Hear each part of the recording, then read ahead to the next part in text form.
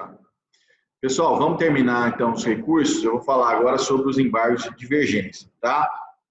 Os embargos de divergência é o último dos recursos, o último. A gente acaba com eles.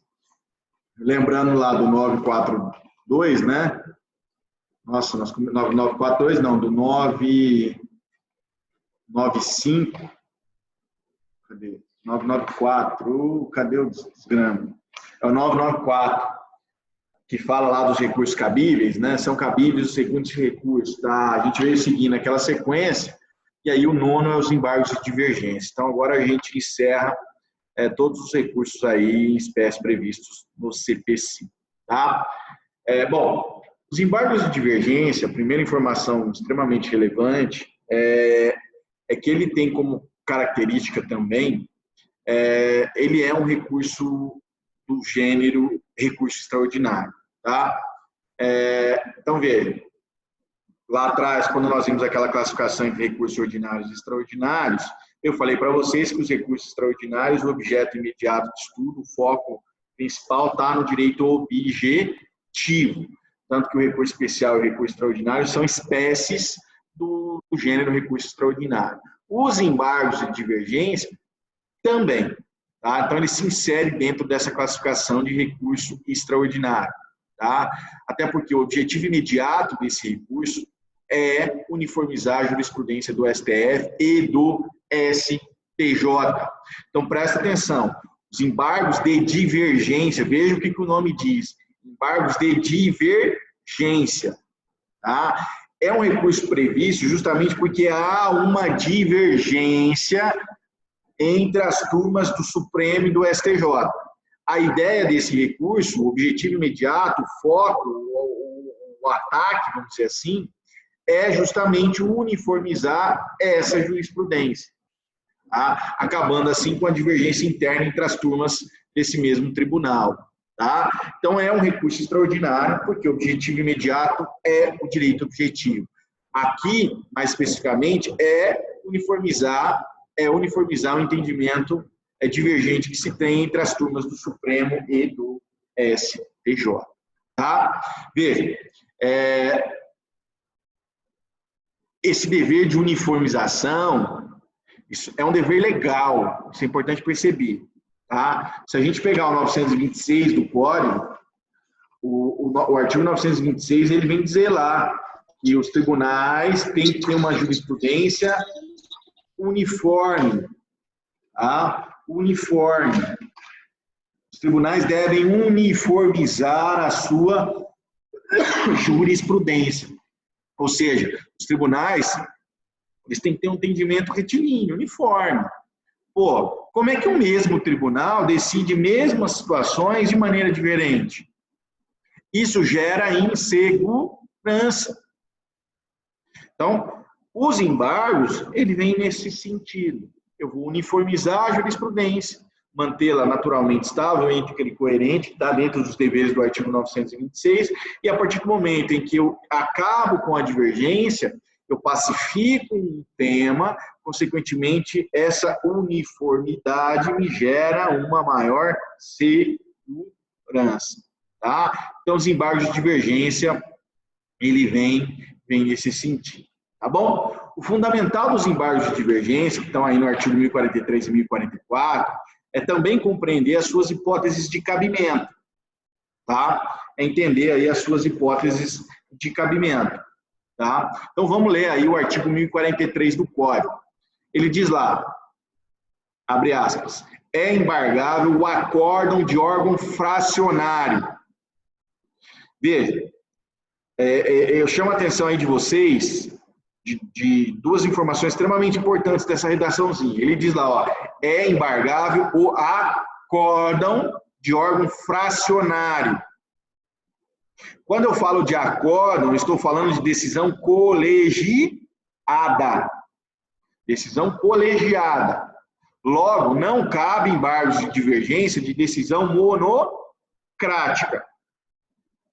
Se um ministro do Supremo dá uma decisão monocrática lá no recurso extraordinário, você tem que entrar com um agravo interno.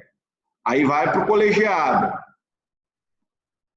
Se a decisão do colegiado divergir de outro colegiado, aí cabe, então, o embargo de divergência. Então, essa é a primeira informação. É embargável o acordo de órgão fracionário. De órgão fracionário. Quando o legislador fala de órgão fracionário, consequentemente, ele exclui as decisões do Pleno do Supremo e deixa de fora as decisões proferidas pela Corte Especial do STJ. Por que isso? Porque o Pleno do Supremo não é o órgão fracionário. No Supremo nós temos as turmas. As turmas são órgãos fracionários. No Supremo. Eu tenho a primeira e a segunda turma. E eu tenho o Pleno, que são os 11 ministros. Então, na decisão plenária, veja, se a decisão é do Pleno, é do tribunal, é o órgão maior, de maior composição. Ali não tem como você falar de divergência entre turmas, não tem, porque é a decisão plenária. Tá? E o mesmo vale para a Corte Especial do STJ. Como o STJ são 33 ministros, tá? Eu tenho uma Corte Especial ali, eu tenho como se fosse o plenário, mas não é o pleno, porque não há reunião dos 33. Lá no STJ, nós temos as sessões e as turmas. Essas são decisões de órgãos fracionários. Tá? Agora, dos órgãos de maior composição, não cabe, que é o Pleno do Supremo e a Corte Especial do STJ. Então, olha que coisa, hein?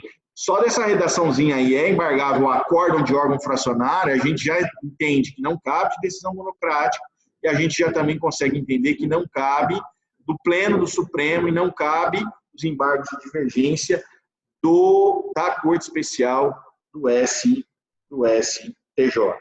Certo? Beleza? Tá. Bom, aí ele vem dizendo lá no inciso 1º, é embargável o acórdão de órgão fracionário que, em recurso extraordinário ou em recurso especial, divergir do julgamento de qualquer outro órgão do mesmo tribunal, sendo os acórdãos embargado e paradigma de mérito. Veja, essa então é a primeira hipótese. O que ele está falando? Eu tenho um acórdão que julgou um recurso especial, e esse acórdão proferido por uma das turmas do STJ, o entendimento dele diverge, confronta, colide, são entendimentos confrontantes de outro acórdão de uma outra turma do STJ. Certo? Por exemplo, só para vocês entenderem, a terceira turma do STJ entende... Vamos lá, vou criar uma hipótese aqui. A terceira turma do STJ entende que o fato de eu encontrar um corpo estranho numa garrafa de refrigerante não gera dano moral. Eu tenho que ingerir a bebida.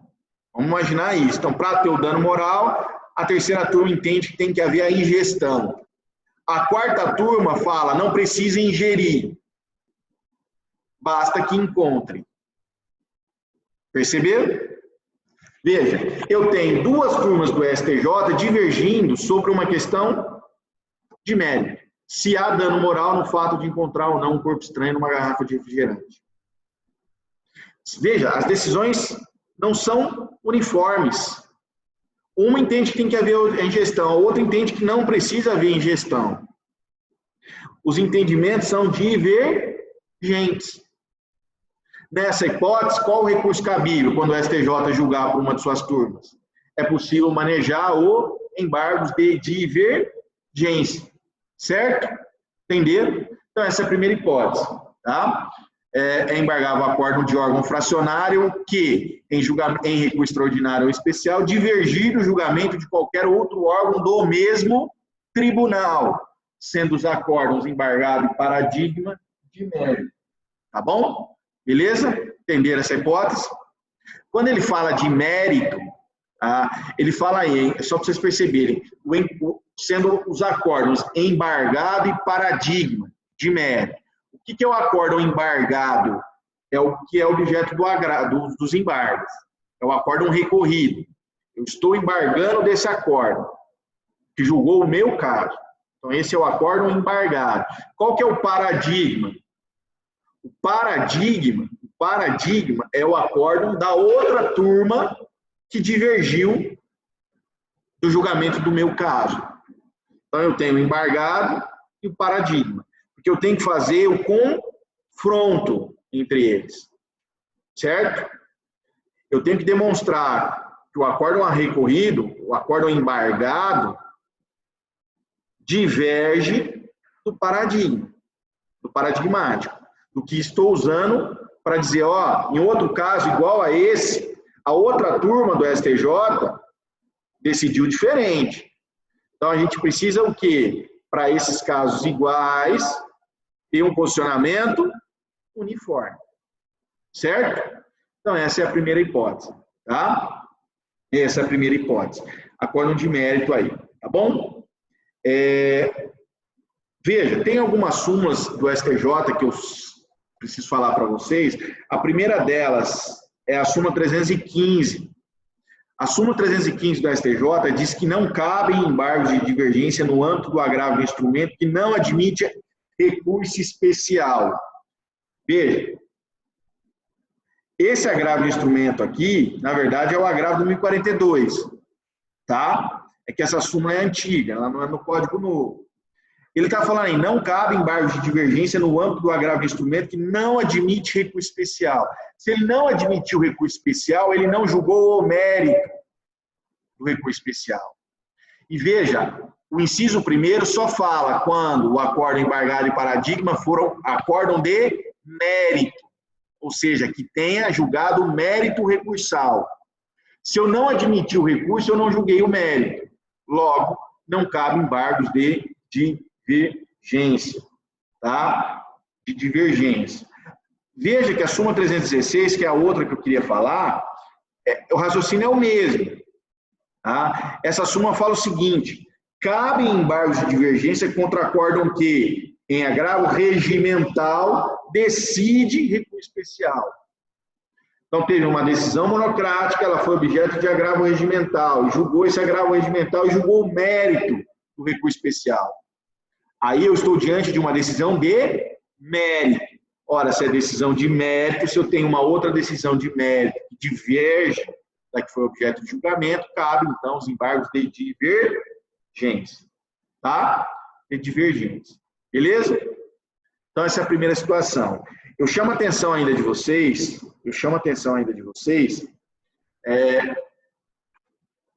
veja que a hipótese do inciso primeiro fala julgamento de recurso extraordinário ou recurso especial. O inciso terceiro também fala de julgamento de recurso especial e extraordinário. Veja que o legislador deixou de fora, o legislador não, perdão, foi o presidente da República que vetou, foi revogado a hipótese do inciso 4 do 1043. A hipótese do inciso 4 do 1043 tratava de hipótese em que havia divergência nos casos de competência originária. Competência originária. A ação começava no Supremo, a ação começava no STJ. Desses julgamentos de competência originária, não cabe embargos de divergência. Não cabe. O legislador revogou essa situação. Tá? Ela estava prevista no inciso 4 do 1043, mas ela foi revogada em 2016. Tá bom? Então, não cabe. Não cabe. Tá? O inciso 3, o inciso terceiro, ele fala o seguinte, o raciocínio é mais ou menos o mesmo, vamos entender um pouquinho. Ele diz lá, é embargável um acórdão de órgão fracionário que, 3, em recurso extraordinário ou em especial, divergir do julgamento de qualquer outro órgão do mesmo tribunal, sendo um acórdão de mérito e outro que não tenha conhecido do recurso, embora tenha apreciado a controvérsia. Veja, o inciso primeiro fala acórdão de mérito, embargado, paradigma de mérito. Certo?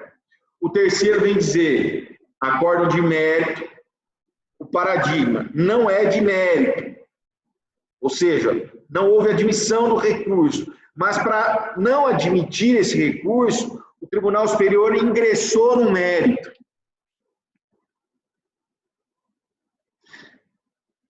Veja, o Supremo fazia muito isso. O Supremo fazia muito isso. Barbosa Moreira sempre chamou a atenção sobre isso. Está errado, o Supremo não pode fazer isso. Era muito comum você fazer o seguinte, vamos lá. Veja, nós vimos que o RE e o RESP são recursos de fundamentação vinculada, não vimos? Logo, eu tenho que ter uma daquelas hipóteses lá do 102.3 ou do 105.3. Era muito comum o Supremo falar o seguinte, ele analisava a controvérsia e aí ele entendia que não havia violação à Constituição. E ao entender que não havia violação ao texto constitucional, ele inadmitiu o RE.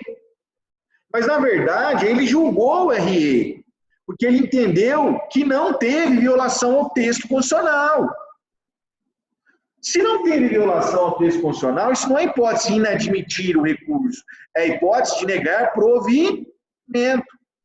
Mas era uma confusão que se tinha, justamente em decorrência das hipóteses de cabimento serem de fundamentação vinculada. Eles iam no mérito, entendia que não havia afronta à Constituição, e aí, ao invés de negar provimento, eles negavam seguimento ao recurso. Veja, isso está errado. Para admitir, eu tenho que admitir o recurso pautado na causa de pedir do recurso. Apontou violação ao texto constitucional, então eu admito. Se tem ou não tem violação ao texto constitucional, isso já é matéria de mérito do recurso. Tá? Mas veja, a gente vira e mexe ainda tem essas situações, que ele vai no mérito e depois diz que não admite o recurso. Então, foi pensando nessas situações que o legislador trouxe aí o inciso 3º, tá? Ele fala exatamente que cabe, então, os embargos de divergência em recurso extraordinário ou especial, que divergir do julgamento de qualquer outro acórdão no mesmo tribunal, sendo um acórdão de mérito e outro, ainda que não tenha conhecido do recurso, mas tenha apreciado a controvérsia. Certo? Veja, essa controvérsia, esse mérito do recurso, isso é importante dizer, apesar de que acho que não ficou nenhuma dúvida com relação a isso, o mérito do recurso ele pode ser tanto de direito material quanto de direito processual, isso é indiferente. O que eu tenho que ter é a análise do mérito do recurso. Tá? Aí o teor desse mérito pode ser matéria de direito material quanto de direito processual. Tá certo? Veja, uma outra informação importante. Então, com relação às hipóteses de cabimento, são essas duas. O 1043 eram 4 incisos, 2 foram revogados. Então, remanesceu somente essas duas hipóteses. Acórdão de mérito e acórdão de mérito, e o outro paradigma, ainda que não seja de mérito, tem enfrentado a controvérsia. E veja, são decisões de turmas do STJ e do STF, nunca do pleno nem da Corte Especial, tá? Veja, eu falei que são decisões de turmas, não é isso? Surge uma pergunta. Poderia utilizar, tá? Quando o acórdão embargado e o paradigma for da mesma turma? Imagina que a terceira turma decidiu de um jeito. Depois a terceira turma, a mesma turma, decide caso igual de maneira diferente. E aí? Posso usar o paradigma da mesma turma ou tem que ser de turma diferente? As hipóteses aí do inciso 1 e 3 falam, né? Dá a entender que são de outras turmas. Só que eu tenho uma hipótese excepcional que está aí no parágrafo 1º. Primeiro não, no parágrafo 3º, que diz lá, ó, vamos ler o parágrafo 3º do 1043.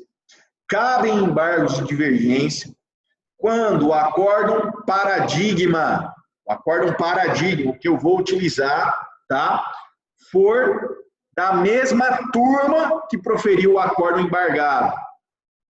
Então ele está falando, cabe. Só que aí vem, desde que sua composição tenha sofrido alteração em mais da metade de seus membros. Então veja, só vou poder usar o paradigma da mesma turma se houve alteração dos componentes da turma. Então, se eram 5 membros, tem que ter alterado 3. Senão, não cabe.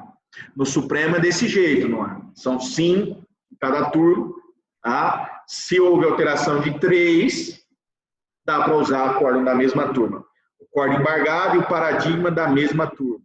Mas aqui porque houve mudança de composição. Certo? Beleza? Do contrário, não dá. Sempre de turmas diferentes. Tá? Outra coisa. O parágrafo 4º, ele fala, é uma situação extremamente importante, que é para fins de admissibilidade. Isso funciona bem como uma regularidade formal do recurso. Você tem que fazer o famoso cotejo analítico. O que é o cotejo analítico? Tá? O que é o cotejo analítico? Confronto analítico e a divergência atual. O cotejo analítico, o confronto analítico, significa que você tem que demonstrar para o tribunal, que o seu acórdão embargado, o acórdão que você está atacando, ele apresenta a mesma similitude com o paradigma. Você tem que demonstrar isso. Excelência, é o seguinte, os casos são semelhantes, os casos são semelhantes. Então, você tem que fazer isso de maneira analítica. Você tem que demonstrar isso para o tribunal. Vamos pegar o exemplo aqui da ingestão. Você tem que demonstrar para o tribunal que era uma garrafa de refrigerante, que havia um corpo estranho ali dentro, que não houve a ingestão da bebida. Então, veja, você tem que demonstrar que numa outra situação, a outra turma também julgando um caso em que achou um corpo estranho, numa garrafa de qualquer coisa. Óbvio que não precisa ser a mesma garrafa de cerveja, a cerveja de cá, não é isso. Né? Não é a mesma marca. Não, encontrou um corpo estranho numa garrafa de refrigerante. O outro era numa garrafa de vodka, não tem problema. Obviamente, você tem que... você não vai achar casos iguais, idênticos. Se fossem idênticos, haveria litispendência. São situações semelhantes. Eu tenho que aplicar a mesma razão de decidir, naturalmente. Eu achei um corpo estranho numa garrafa. Houve ingestão. Por que num tem dano moral e no outro não tem? Veja, você fez, então, um confronto analítico. Tá? É isso que o parágrafo 4º vem dizer. Tá? E, além disso, eu tenho que ter uma divergência atual. Porque se já foi algo sedimentado, então veja, realmente havia uma divergência, mas o tribunal já pacificou a questão. Eu não tenho mais divergência. Havia uma divergência lá atrás, mas hoje não se tem mais. Hoje o tribunal já uniformizou o seu entendimento. Ora, se há um entendimento uniforme, que a divergência não é mais atual, não cabe, então, os embargos de divergência. Tá? Então, tem que ser algo atual e eu tenho que demonstrar esse confronto analítico. Então, não adianta vir citar a ementa, por exemplo, a ementa é uma, a ementa é outra. Eu não sei se os fatos que substanciam essa ementa são semelhantes. Você tem que demonstrar isso para o tribunal. Você tem que vir fazendo um cotejo. No meu caso foi assim, o outro foi assim. Veja que são semelhantes. Lá decidiu de um jeito, aqui está decidindo de outro. Por que essa divergência? É isso que você tem que fazer. E é isso que o parágrafo 4º ensina. Tá? Olha lá, vamos ler. O recorrente provará a divergência com certidão, cópia ou citação de repositório oficial ou credenciado de jurisprudência, inclusive em mídia eletrônica, onde foi publicado o acórdão divergente, ou com reprodução de julgado disponível na rede mundial de computadores, indicando a respectiva fonte. E aí, ó, e mencionará as circunstâncias que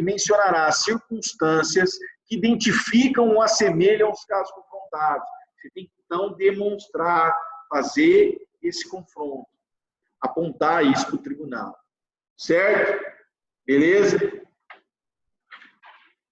O recurso vai ser interposto no prazo de 15 dias, tá? No prazo de 15 dias, como qualquer recurso, tá? E o procedimento, eu chamo a atenção aí, está aí no artigo 1044 do Código. O 1044 do Código, ele fala que o procedimento é do respectivo regimento interno, né? Vamos ler aí. E aí eu vou chamar a atenção para vocês sobre 2 pontos aqui. Olha lá, 1044. No recurso de embargo de divergência, será observado o procedimento estabelecido no regimento interno do respectivo Tribunal Superior. Então, regimento interno do Supremo, regimento interno do STF. O que eu chamo a atenção para vocês, ó, a interposição de embargos de divergência no STJ interrompe o prazo para interposição de recurso extraordinário por qualquer das partes. Olha que legal isso. Então, aqui eu tenho um efeito interruptivo. E esse efeito interruptivo vale, então, somente para os embargos de divergência interpostos no STJ. Porque, em tese, da decisão do STJ, se ela violar a Constituição, em tese é cabível um RE para o Supremo. Então, ó, raciocinem comigo. O STJ, por uma de suas turmas, julgou o seu recurso especial. Se esse recurso especial do STJ violou a Constituição, qual o recurso? RE, não é? RE, em tese é cabível um RE. Ok? Beleza. Beleza. Só que no STJ tem divergência. Tem divergência no STJ. E aí você entra com embargo de divergência e com RE? Não. O que você faz? Vai com embargo de divergência. Entrou com os embargos de divergência, o prazo para interposição do RE interrompeu. Está zerado. Vai contar os 15 dias a partir do julgamento do embargo de divergência. Certo? Então, eu tenho um efeito interruptivo. É óbvio, gente, também acho que não preciso falar isso, mas já falando, é óbvio que isso só vale para o embargo de divergência no STJ. Porque os embargos de divergência no Supremo, depois do Supremo, não tem mais nenhum tribunal acima dele. Tá? Então, essa regrinha especificamente para os embargos de divergência no STJ. Tá? E outra regrinha interessante, pode ter acontecido também da interposição simultânea, enfim, da desnecessidade de ratificação, que é aquele mesmo raciocínio dos embargos de declaração, que é o parágrafo 2º, ó. Se os embargos de divergência forem desprovidos ou não alterarem a conclusão do julgamento anterior, então, publicou o acordo no STJ. Imagina que uma parte vem com o RE, você vem com os embargos de divergência. Esse R interposto precisa de ratificação? Não precisa. É isso que vem dizer o parágrafo 2º. Se os embargos de divergência forem desprovidos, ou seja, manteve o acordo embargado, ou não alterarem a conclusão do julgamento anterior, não mudou nada. O recurso extraordinário interposto pela outra parte, antes da publicação do julgamento dos embargos de divergência, será processado e julgado independentemente de ratificação. Tá? Independentemente de ratificação. Certo? Então, são 2 regrinhas aí específicas para os embargos de divergência. Ele tem efeito devolutivo normal, não tem efeito suspensivo automático, tá? Não tem, é igual o mesmo regramento do RE e do RESP, não tem efeito suspensivo automático, tá? Agora, aqui tem preparo, tá? Aqui tem preparo. Embargo de divergência tem preparo, cabe sustentação oral, tá? Tá lá no 9375, tá? E, naturalmente, a decisão tem que ser fundamental. Beleza? Libera o microfone aí. Alguma dúvida? Estou tranquilo. Tranquilo? Então? Professor, Oi. no caso do cotejo analítico que o senhor falou, não basta só demonstrar que o caso é semelhante, já tem que convencer o STJ, não tem? Sim, obviamente o STJ tem que entender que são casos semelhantes. Se ele entender que os casos são diferentes, aquele paradigmático não serve. Se não serve, o recurso não vai ser admitido.